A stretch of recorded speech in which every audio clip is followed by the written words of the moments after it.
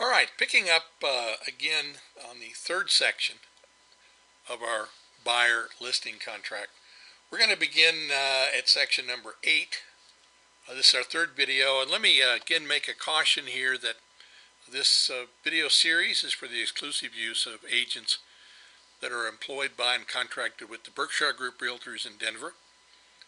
If anyone sees these videos and feels that they want to take the information in here for their own, I would caution that you should be speaking to your employing broker about any questions you may have regarding contracts. So with that disclosure behind us, let's move on to 8, limitation on third-party compensation. This is important because it's important that the consumer understand that we are not receiving any third-party compensation.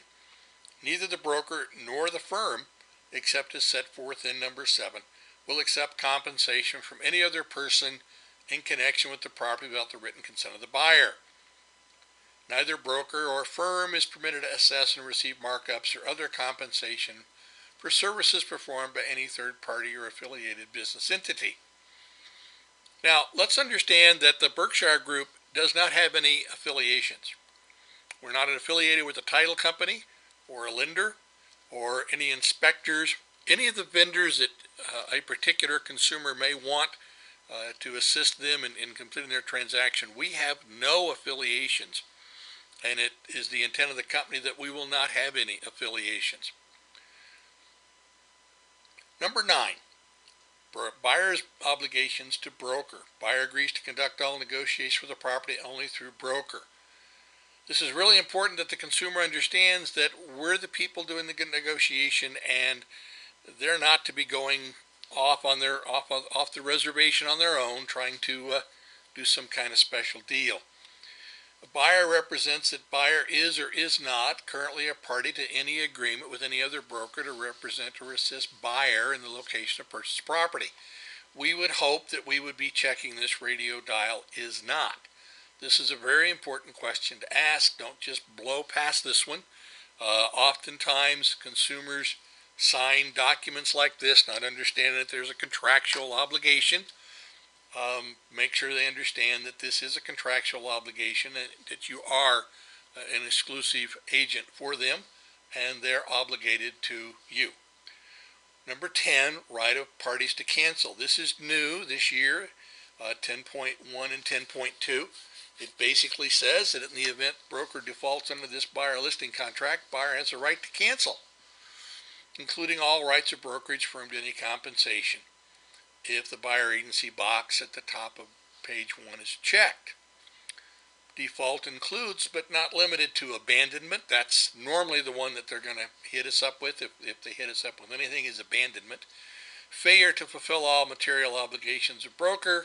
Failure to fulfill material uniform duties. That's why all those duties in 5 are important. Obviously, the material additional duties of agency in number 6. Generally, the one that's going to be hit first here is abandonment, and that's why I think you should limit your buyer listing contracts to 60 days, unless there's some obvious reason why not.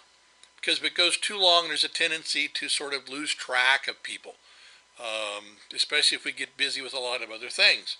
So we want to keep these people right up in front of us. We don't want to be losing opportunity because they feel as though they are abandoned. We certainly don't want to give them that feeling or that opportunity to cancel the contract because they feel abandoned. Likewise, we have a new right of broker to cancel, and we may cancel this contract upon written notice if buyer fails to reasonably cooperate with broker or buyer defaults. This goes both ways, obviously, that if the buyer is not cooperating with us, if we're offering them opportunities to look at properties, we're giving them information about properties, we're doing our job, and they simply aren't responding to us, they're not communicating with us, if they do communicate, they decline to look at properties, they decline to work with us, then we have the right to cancel. I think it's very important to understand that if we are faced with that situation where the consumer, our client here by contract, is not cooperating with us, that we feel as though they've abandoned us, that we formally cancel this contract. But don't just let it drift out. Don't create exposure for yourself. If you feel abandoned by that client, then give them a formal written notice using the appropriate documentation, which would be an amendment to the brokerage contract that cancels the contract. Number 11, cost of services or products obtained from outside sources. Well, we're not going to be doing outside services. It's just not what we do to maintain things. Obviously, there's occasions where we'll help people that take care of some lawn work or things like that. Understand, however, that we're exposed when we do that. We may find ourselves paying some bills that aren't our responsibility. Make sure that the buyer is paying for any of the testing, inspections, studies, whatever may be happening. Those are not our responsibility to pay. We're not obligated to advance funds for the buyer. Please don't do that. The buyer must reimburse brokerage firm for payments made for such products or services authorized by buyer.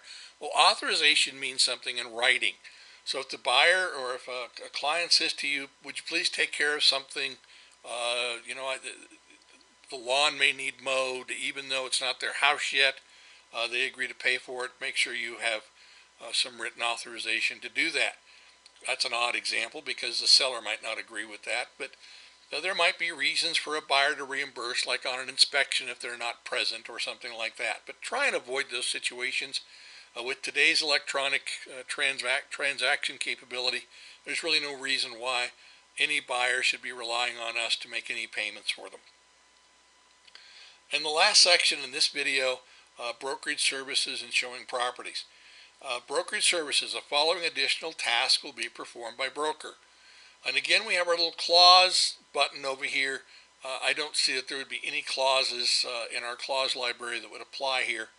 We could certainly type some things in. Following additional tasks perhaps would be we agree to pick people up at the airport and return them to the airport. I don't know why we do that, but we might. What additional task might be performed by the broker? By and large, I think the right answer to this is none. And in most cases, I think that's precisely what you put in there. Showing properties, 12.2. A buyer acknowledges that brokers explain the possible methods used by listing brokers and sellers to show properties and the limitations of access. Brokers' limitations on accessing properties are as follows. Again, I think that's none. There may be some circumstances where we can't reasonably access properties. If that occurs, then we're just going to make them aware and confirm with an email.